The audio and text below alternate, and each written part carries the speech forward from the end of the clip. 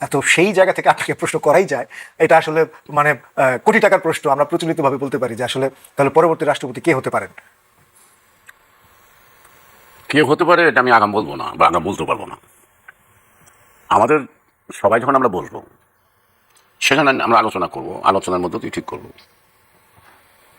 আর এই মুহূর্তে পর্যন্ত সোশ্যাল মিডিয়া, প্রিন্টিং মিডিয়া বা টেলিভিশনের টক শোতে নানাজনের নাম উচ্চারণ করছে। আমার জানা মতে এই মুহূর্তে পর্যন্ত রাষ্ট্রপতি পদে প্রার্থী হওয়ার আগ্রহ কেউ আনুষ্ঠানিকভাবে প্রকাশ করেনি, আকারে কিছু করে নাই। তো সেই কারণে যতক্ষণ এটা সিদ্ধান্ত না হবে ততক্ষণ অনেকেরই হওয়ার সম্ভাবনা আছে। আর যখন সিদ্ধান্ত হবে তখন একজনই হবে। তো আসলে এটা প্রার্থিত হওয়ার চেয়ে বোধহয় আপনি যেটি বলছিলেন যে নীতি নির্ধারণী যে সর্বোচ্চ স্থায়ী কমিটির সদস্যরা রয়েছেন, যেটা এখন যিনি প্রধানমন্ত্রী, বিএনপি চেয়ারম্যান তারেক রহমানের সভাপতিত্বে সেই স্থায়ী কমিটি হবে, সেখান থেকে বোধহয় কাউকে নির্বাচন করা হবে। এটা অনেক রকম হতে পারে, যেটা নাকি রাজনৈতিক আলোচনা আছে বিভিন্ন টক শোতে, বিশেষজ্ঞ, সোশ্যাল মিডিয়া নিরপেক্ষ রাষ্ট্রপতি দেখতে চাই। তো নিরপেক্ষ রাষ্ট্রপতি দেখতে হলে অরাজনৈতিক হতে কোনো দল করে না, নাকি বিতর্কের মধ্যে এমন কেউ প্রত্যাশা করবে। আবার অতীতে দল কর্তৃকই রাষ্ট্রপতি দেওয়া হয়েছে এবং দলের পক্ষ থেকে দেওয়া হয়েছে, বা রাজনীতিবিদদেরই দেওয়া হয়েছে, অরাজনৈতিক ব্যক্তিদেরও দেওয়া হয়েছে। এটা অভিজ্ঞতা আমাদের আছে। যেমন কারো কারোর মধ্যে রাজনৈতিক ব্যক্তিত্ব যে কোনো সংকট মোকাবেলায় যে সাহসী ভূমিকা রাখতে পারে, অনেক সময় অরাজনৈতিক ব্যক্তিত্ব তা পারে না। আমরা যদি দেখি যে 96 সালে তৎকালীন সেনাবাহিনীর প্রধান জেনারেল নাসিম একটা অভ্যুত্থান ঘটাতে চেয়েছিলেন। তখন প্রেসিডেন্ট ছিল আব্দুর রহমান বিশ্বাস, কিন্তু আব্দুর রহমান বিশ্বাস কিন্তু এটা শক্ত হাতে মোকাবেলা করছেন। আবার 111 যদি দেখি অধ্যাপক ইয়াজউদ্দিন, তিনি কিন্তু পারেন নাই। তিনি কিন্তু যেভাবেই হোক উনি আত্মসমর্পণ করছেন। উনি ওনার নিজের সিদ্ধান্ত অটল থেকে নির্বাচনটা করতে পারেন নাই, ঠিক না? তাহলে অরাজনৈতিক এবং রাজনৈতিক ব্যক্তিত্বের মধ্যে তফাৎটা কিন্তু এখানে অনুমান করা যায়। তো আরেকটা জিনিস হলো যে রাষ্ট্রপতি তো নিরপেক্ষই, রাষ্ট্রপতির হাতে কত ক্ষমতা আছে সেটাও আমাদের বিবেচনার বিষয় কিন্তু, তাই না? অবশ্যই। রাষ্ট্রপতি ইচ্ছা করলেই ক্ষমতাসীন দলের বাইরে বা বিরোধী দলের পক্ষে বা বিপক্ষে ইচ্ছা করলে কোনো সিদ্ধান্ত গ্রহণ করতে পারে না। তো আপনি যেটি বললেন অতীতের ঘটনা উল্লেখ করে যেটি বললেন যে আপনি বললেন যে আসলে রাষ্ট্রপতি রাজনৈতিক ব্যক্তিত্ব হলেই ভালো, এবং আমি যেটি বারবার বলছি যে সর্বোচ্চ নীতি নির্ধারণী স্থায়ী কমিটির সদস্য সেটি নির্ধারণ হবে। আপনি তো একজন গুরুত্বপূর্ণ সদস্য নীতি নির্ধারণী। আপনার কি মনে হয় যে রাষ্ট্রপতি হিসেবে এই মুহূর্তে আহ, কাকে নির্বাচন করা যেতে পারে? এই মুহূর্তে তো আমি বলবো না, কারণ আমার যখন সভা হবে আমি আনুষ্ঠানিক সভায় আমি আমার মতামত ব্যক্ত করতে পারি। সবার বাইরে আমার ব্যক্তিগত মত প্রকাশটা এটা কিন্তু দলীয় শৃঙ্খলা ভঙ্গ হয়, অথবা এটা নিয়ে নানা ধরনের একটা হতে পারে, বিতর্কের তৈরি হতে পারে।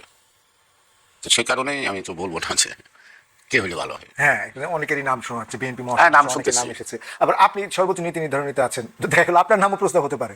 হতে পারে, হচ্ছে, বাট এর সাথে তো আমার সম্পর্ক না। আমার সম্পর্কটা হলো ওই বৈঠকে আমি কি বলবো নাকি। হ্যাঁ, এটা তো সাংবিধানিকভাবে 90 দিনের মধ্যে করতেই হবে। সেটা 10 দিনে হতে পারে, আবার 89 দিনে হতে পারে, কিন্তু 90 দিনের মধ্যে করতে হবে। এটা 90 দিন সময় লাগে না, এটা একটা 90 দিন সর্বোচ্চ। যেমন সংসদ নির্বাচনে 90 দিন, এখানে 90 দিন, তাই তো? যদিও 111 সরকারের সময় 90 দিন হয় নাই, অনেক দিন লাগছে।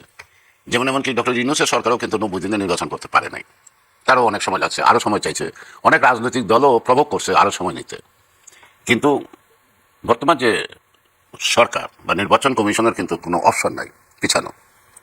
এখন আমি যেটা বললাম ওইটাই, যে নির্বাচন কমিশন একটা শিডিউল ঘোষণা করবে। সেই শিডিউলটা যদি মনে করে 30 দিনের মধ্যে শেষ করে দিতে, অলরাইট। যদি মনে করে যে আমি 90 দিন পুরাটাই কাজে লাগাবো, সেটাও হতে পারে। এখন যিনি অস্থায়ী রাষ্ট্রপতি হিসেবে দায়িত্ব পালন করছেন, তাকেও যদি স্থায়ীভাবে দেওয়ার সিদ্ধান্ত, সেটিও তো সেই নীতি নির্ধারণী তে সিদ্ধান্ত হওয়ার পর সেটি তো সংসদে আলটিমেটলি সংসদ হ্যাঁ, ওনাকে সদস্যরাই পাস করবে। তখন তো ওনাকে পার্লামেন্ট থেকে রিজাইন করতে হবে। উনি পার্লামেন্ট মেম্বার তো আছেন, উনি বিএনপি স্থায়ী কমিটির সদস্য পদ ত্যাগ করছেন, করে স্পিকার হয়েছে। কিন্তু তার স্পিকারের বেসিকটা তো উনি পার্লামেন্টের মেম্বার। যে কোনো পার্লামেন্ট মেম্বার যদি ওই পদের জন্য নির্ধারিত হয়, তাকে আগে তো পার্লামেন্ট থেকে পদত্যাগ করতে হবে, তারপরে প্রার্থীতা ঘোষণা বা স্বাক্ষর করা বা জানানো। দলীয় পদ থেকেও তো পদত্যাগ করতে হবে।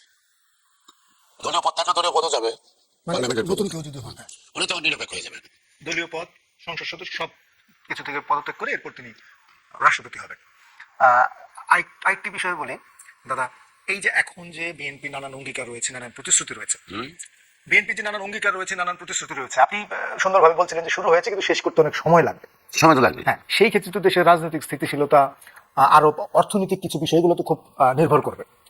সেই ক্ষেত্রে আপনারা বিরোধী দলের এই বিষয়ে সহযোগিতা চান কিনা? বিষয়টা হলো যে আজকে যারা বিরোধী দলে আছে তাদেরও তো এই ফেসিবাদ পতনে ভূমিকা আছে কম বেশি।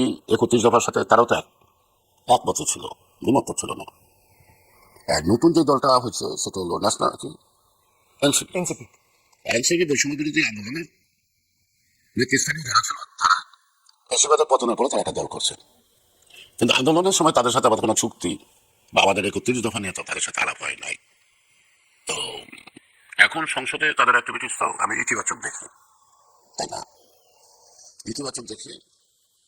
বা যারা বৃহত্তর আছে আরো জামাত ইসলাম, এখনো তাদের মধ্যে পার্লামেন্টের কার্যকর করা, সক্রিয় রাখা অথবা জন আকাঙ্ক্ষা পূরণের ক্ষেত্রে তাদের মধ্যে কিছু আগ্রহ তো আছে। আমি তেমন কোনো নেতিবাচক দিক দেখি না। আর বিরোধী দলে থাকলে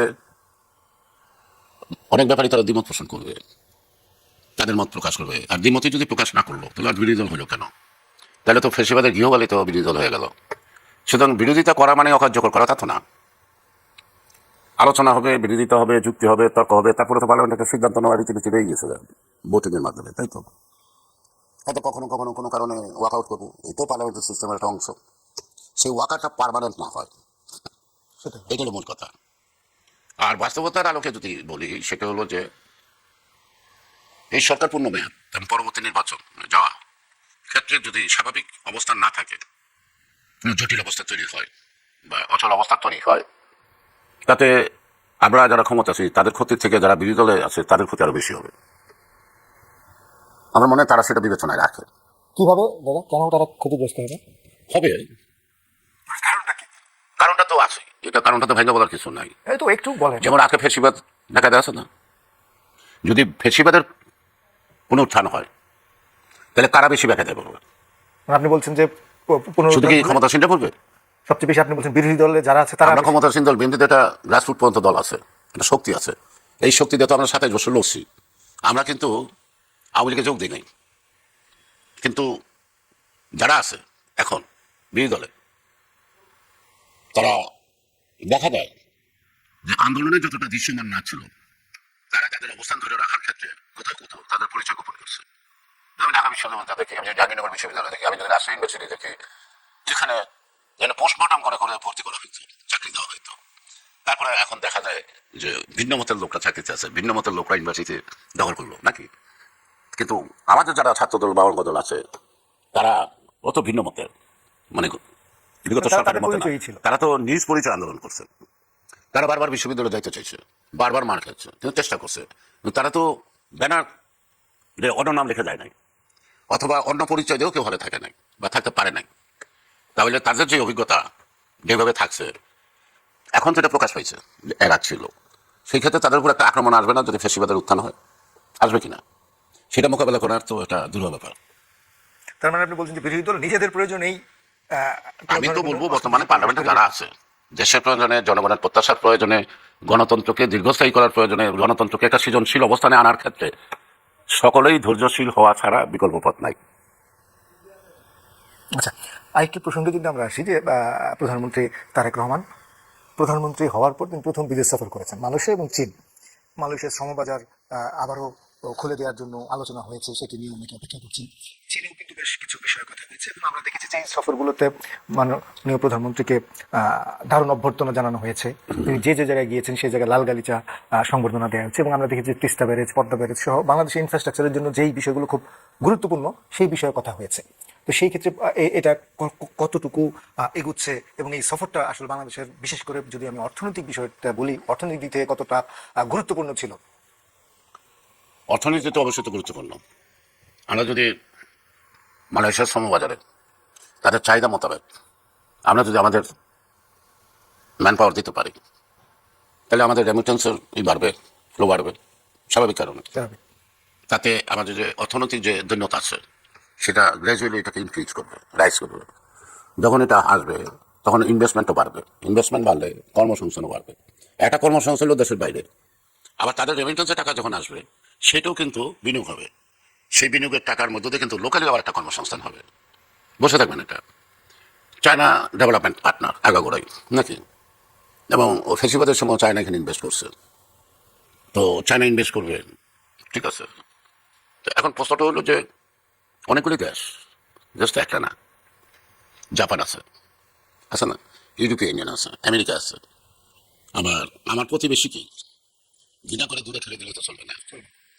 তার মানে গ্লোবালি আমাকে ভাবতে হবে যে কারোর সাথে বন্ধুত্ব না, সকলের সাথে বন্ধুত্ব, কারোর সাথে শত্রুতা না, কিন্তু সকলের সাথে বন্ধুত্ব। আমি এই প্রসঙ্গে আমাদের সেই পররাষ্ট্রনীতিতে একটাই সাবজেক্ট, আমার ন্যাশনাল ইন্টারেস্টকে বিসর্জন দেওয়া না, সমমর্যাদার ভিত্তিতে পারস্পরিক আকাঙ্ক্ষা আমরা পরিশোধ করতে পারি আমার নিজস্ব অবস্থান ঠিক রেখে।